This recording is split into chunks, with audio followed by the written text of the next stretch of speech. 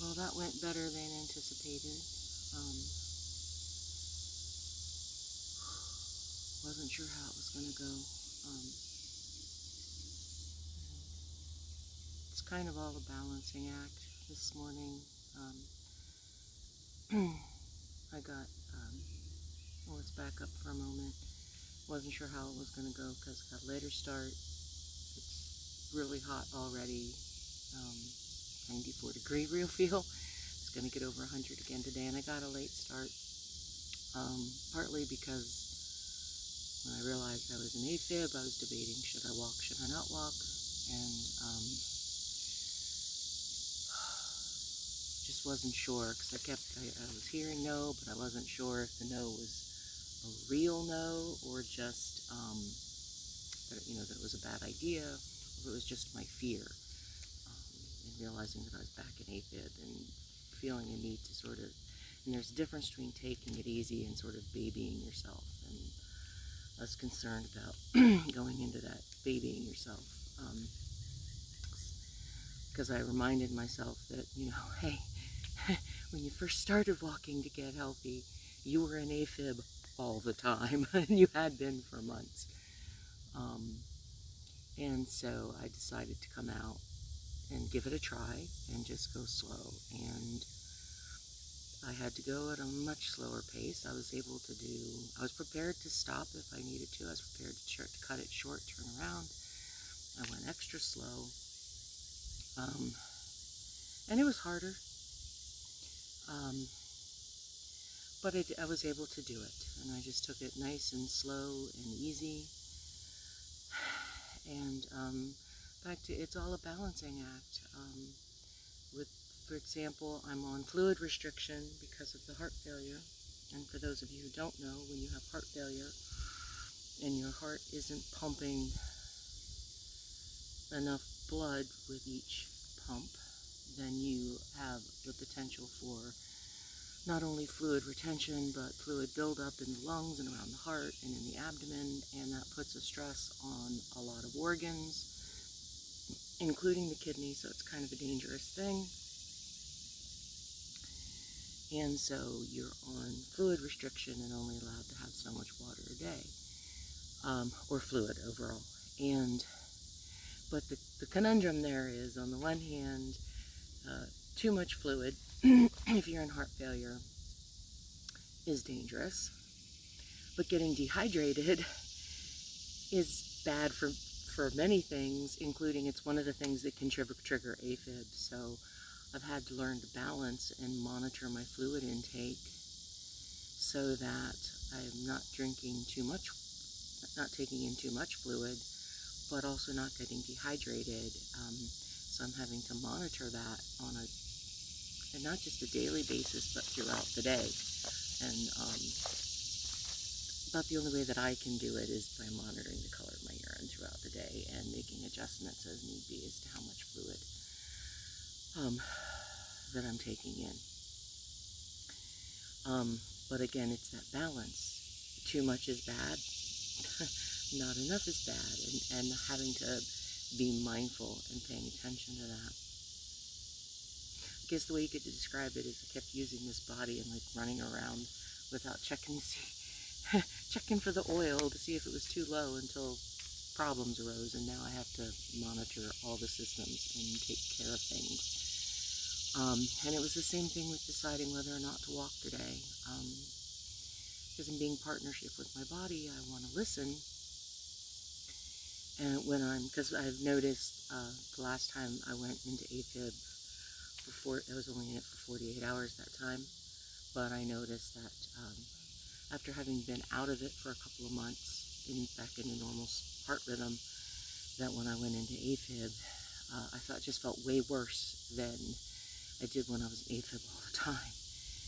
And it was a hard of adjustment. Even coming out of it, I felt off for a few days.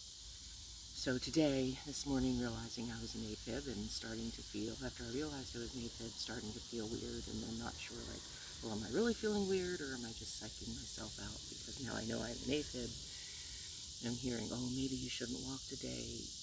I'm not being clear if that was just fear of, oh, you shouldn't walk today. Because not wanting to overdo. And then it goes back to that balance. Is that, yes, some people in an AFib episode have to be, shouldn't exercise, da da da da. And for me, though, exercise is part of the necessary thing of getting healthy overall. So it's finding that balance. And so I made the decision to come out, take it easy, see how it goes. And it went well. So,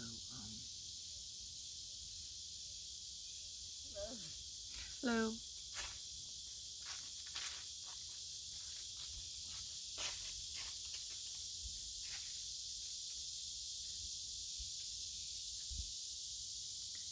So it went well. It was hard, and had to go much slower, which was hard. My personality is, once I reach a certain level, if I don't stay at that level, I can feel like I'm failing, and I had to keep reminding myself I'm not failing. It was a win just to show up. It was a win just to try. And even if I'd had to cut it short and turn around, it would have been a win for listening to my body. So it's a whole different approach to things. And fingers crossed, hopefully this AFib episode won't last long. I'm going to take care of myself, do everything in my power to talk with my body again, do some more healing work with myself. Last time, one of the things that I did in a healing session was have a discussion with my body, and thanking those, letting those cells know, those AFib cells that trigger the irregular heartbeat. We work better, things, appreciate them trying to help out, but we need to let the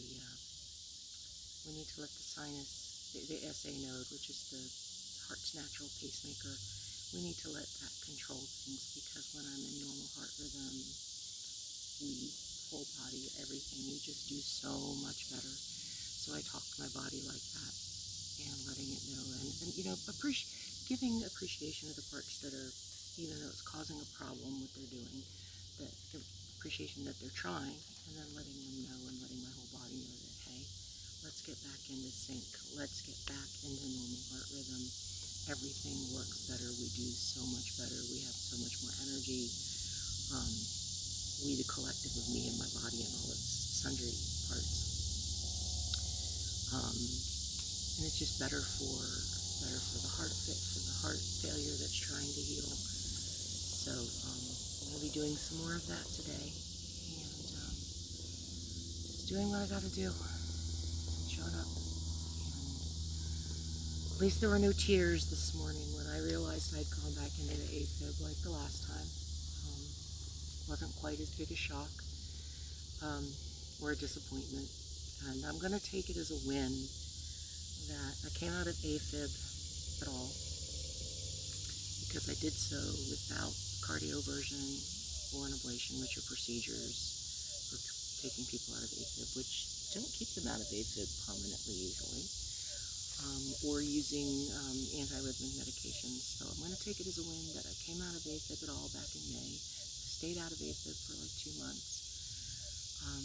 That when I did go back into the AFib in July, it was only for a couple of days. And so I'm going to take it as a win that I am no longer in persistent AFib, which is AFib that lasts for more than 7 days. It's an AFib for months and months. And it's harder to come out of that type of AFib back into normal heart rhythm. So I'm going to take it as a win that I came out of it in the first place. And that when I did slip back into it last time, it was for only a couple of days. And fingers crossed, this episode won't last that long.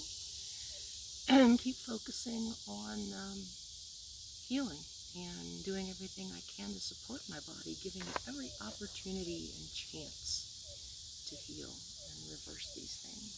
And hopefully we can move out of AFib and back into normal heart rhythm permanently. That would be awesome. So keep showing up. Consistency is the key, and knowing that some days you can't do as much as you did the day before.